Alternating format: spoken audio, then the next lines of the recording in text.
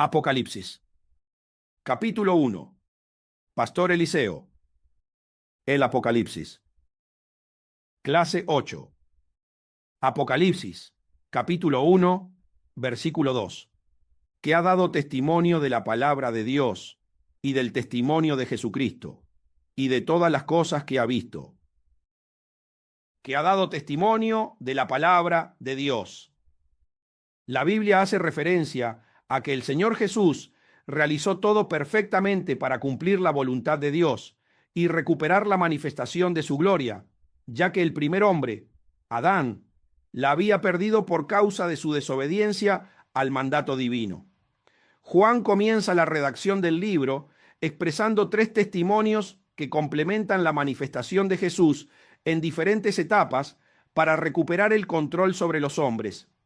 En función de esto, primero comienza su escrito diciendo que ha dado testimonio de la palabra de Dios, y se refiere a cómo se cumplió fielmente todo lo que anunciaron los patriarcas, algunos reyes y los profetas en referencia a la aparición del Mesías en el mundo.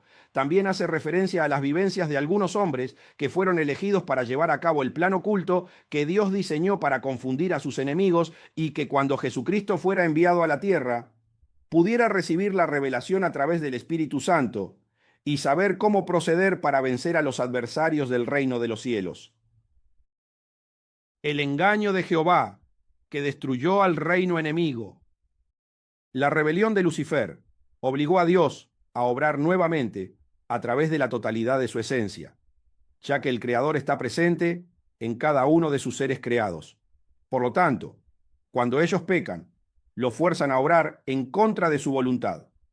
A través de los escritos del Antiguo Testamento, se puede entender que, antes de que Jesús viniera al mundo para revelar el corazón del Padre, Dios era conocido con el nombre de Jehová, que identifica la manifestación total de su esencia. Génesis capítulo 3, versículo 22. Y dijo Jehová Dios: He aquí el hombre es como uno de nosotros, sabiendo el bien y el mal. Ahora pues, que no alargue su mano, y tome también del árbol de la vida, y coma, y viva para siempre. Este es un versículo que tiene una revelación espiritual tremenda, porque es el mismo Jehová el que dice que es portador de las 2 esencias y que, si el hombre procede de acuerdo con ellas, no está en la condición para vivir la eternidad en el cielo. Jehová mismo dice que siendo el hombre como él, no alargue su mano para tomar también del árbol de la vida y comer y vivir para siempre, porque si así lo hiciera, nunca podría agradarlo nuevamente en esa condición, ya que no podría volver a glorificarlo en las manifestaciones de su cuerpo y, por lo tanto, no proyectaría la gloria de Dios en su vida.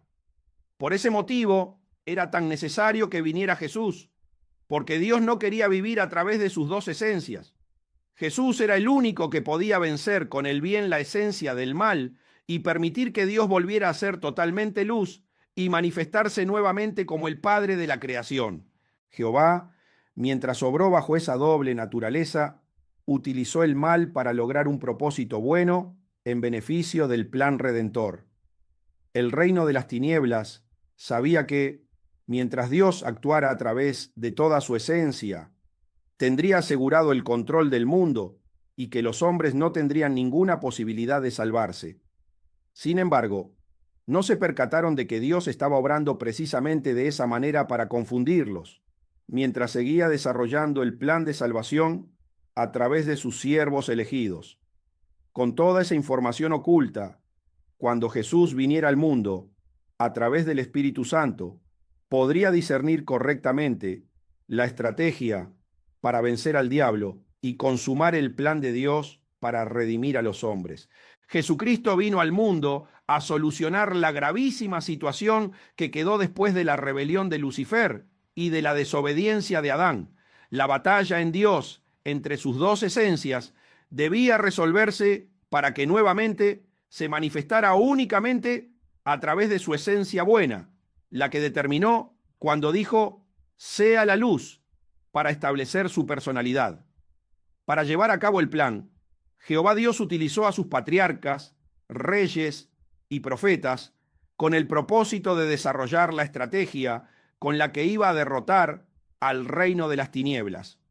Por lo tanto, las principales vivencias y dichos de sus siervos y siervas fueron escritos para que, cuando Jesús apareciera en el mundo, Dios pudiera educarlo y perfeccionarlo para destruir a sus enemigos y recuperar la creación humana que por causa de Adán había perdido. Cuando el creyente entiende esta verdad, puede comprender por qué, después de que Jesús se convirtió en el protagonista de la historia, la Escritura ya no llama más a Dios con el nombre de Jehová. Debido al pecado y la muerte y a la manifestación de Dios actuando como Jehová, los hombres no se podían salvar. Nadie podía cumplir la ley, por lo que tenían que sacrificar aves y animales para que hubiera derramamiento de sangre que cubriera momentáneamente sus pecados hasta que viniera el Mesías y los redimiera definitivamente con la sangre que derramaría en la cruz. Primera de Crónicas, capítulo 28, versículo 3. Mas Dios me dijo: tú no edificarás casa a mi nombre, porque eres hombre de guerra y has derramado mucha sangre. En las Sagradas Escrituras se puede leer que el rey David tenía la firme intención de levantar un templo para Dios, pero se le prohibió rotundamente debido a su carácter bélico, ya que había participado en innumerables batallas y derramado mucha sangre. Por ese motivo, no le era posible hacer absolutamente nada relacionado con la construcción del templo. Por eso, Jehová Dios le dijo que el encargado de construir el templo iba a ser su sucesor, su hijo Salomón. David tenía un corazón conforme al de Jehová, y en ese momento fue utilizado por él de una manera extraordinaria para vencer a todos los enemigos de Israel, ya que cada uno de sus triunfos en el mundo terrenal estaba estratégicamente diseñado para que cuando Jesús viniera a la tierra, aprendiera a través de las hazañas del rey David cómo debía enfrentar el mundo espiritual para destruirlo. También aprendería de qué manera proceder espiritualmente para anular a los principados, a las potestades y a los gobernadores de las tinieblas, y cómo vencer la obra de los demonios para liberar totalmente de la esclavitud los cuerpos de los hombres. Juan da testimonio de cómo las profecías declaradas por los siervos de Jehová se cumplieron tal como estaban escritas, anunciando la venida de Jesús, y cómo Dios, mediante la actuación de los hombres que fueron utilizados en su obra oculta, preparó a Jesús para obtener la victoria sobre el reino de las tinieblas. Testimonio de Jesucristo. En segundo lugar, Juan da testimonio de Jesucristo como el verbo de vida enviado a la tierra para salvar a la humanidad, y explica cómo fue descifrando, mediante la conexión de su espíritu con el de Dios, los códigos ocultos de la obra que se había preparado para engañar al adversario. Lucas capítulo 2, versículos 42 al 47. Y cuando tuvo 12 años, subieron a Jerusalén conforme a la costumbre de la fiesta. Al regresar ellos, acabada la fiesta, se quedó el niño Jesús en Jerusalén, sin que lo supiesen José y su madre. Pensando que estaba entre la compañía, anduvieron camino de un día y lo buscaban entre los parientes y los conocidos. Pero como no lo hallaron, volvieron a Jerusalén buscándolo. Y aconteció que 3 días después lo hallaron en el templo, sentado en medio de los doctores de la ley, oyéndolos y preguntándoles. Y todos los que lo oían se maravillaban de su inteligencia y de sus respuestas. Jesús, con solo 12 años, marcaba una notable diferencia con los demás niños que podían estudiar las Escrituras, tanto que los propios doctores de la ley se maravillaban de su inteligencia y de sus respuestas. Esto era parte de la estrategia preparada por Dios para que cuando estuviera en el mundo supiera todo lo que tenía que hacer para desconcertar al reino enemigo. Desde muy joven meditaba en las Escrituras para desarrollar en su corazón la personalidad de su padre, de modo que, cuando llegara el momento, pudiera tomar desprevenido al diablo y, cuando éste quisiera reaccionar, ya fuera demasiado tarde. Así ejecutaría el plan para liberar a la humanidad de la esclavitud del reino de las tinieblas.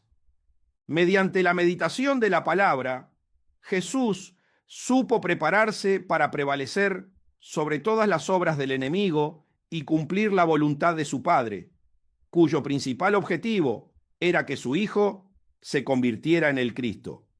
Jesús tenía que ser la manifestación visible del amor de Dios encarnado en un cuerpo, para que se pudiera volver a conectar con su creación humana y salvarla.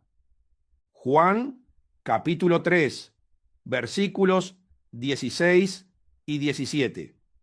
Porque de tal manera amó Dios al mundo, que ha dado a su Hijo unigénito, para que todo aquel que en él cree no se pierda, mas tenga vida eterna. Porque no envió Dios a su Hijo al mundo para condenar al mundo, sino para que el mundo sea salvo por él. Dios diseñó este plan magistral y no escatimó en ofrecer a su propio Hijo unigénito con tal de recuperar y salvar a los hombres.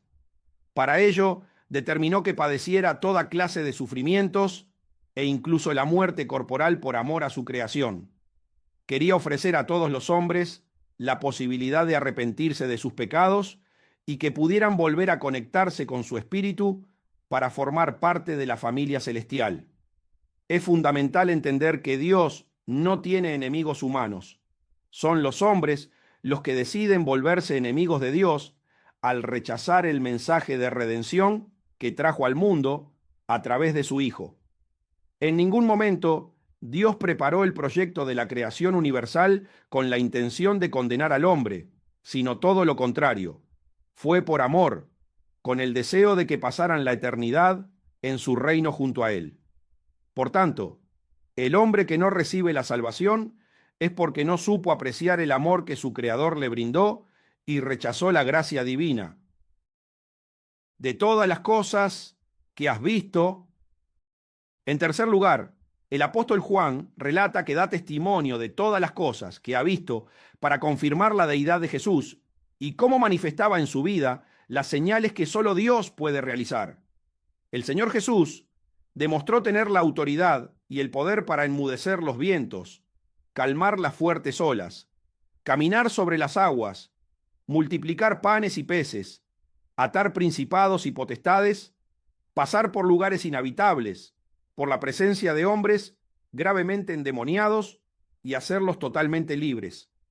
La perseverancia y el deseo de intimidad de Juan por estar al lado de Jesús le permitían dar testimonio de todas estas maravillas que el Hijo de Dios decía y hacía constantemente. Primera de Juan, capítulo 1, versículos 1 al 4.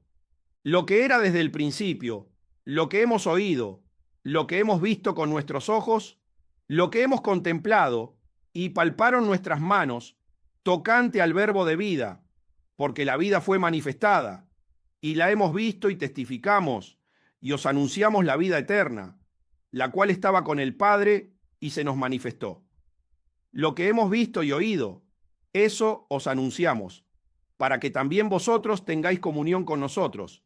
Y nuestra comunión verdaderamente es con el Padre y con su Hijo Jesucristo. Estas cosas os escribimos, para que vuestro gozo sea cumplido.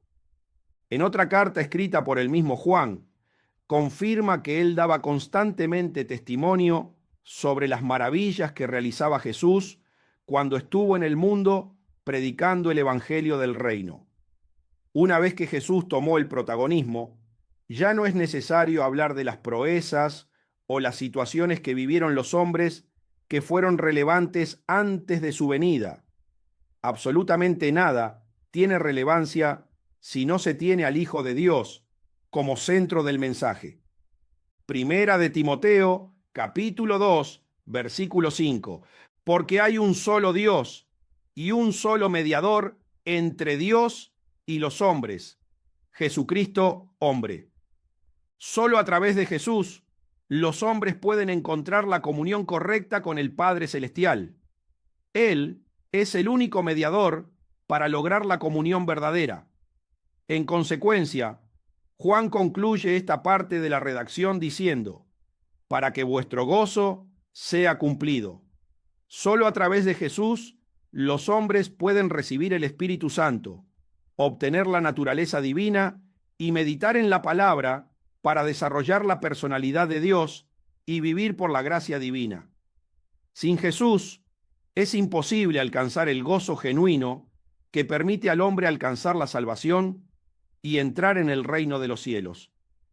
Todas estas experiencias vividas con Jesús ponen al apóstol Juan en una condición privilegiada para ser el elegido, para transmitir a las iglesias la situación en que se encuentran y comunicar los acontecimientos apocalípticos, para que todo aquel que ame al Señor y desee salvarse adquiera el conocimiento de los eventos venideros y se prepare para prevalecer.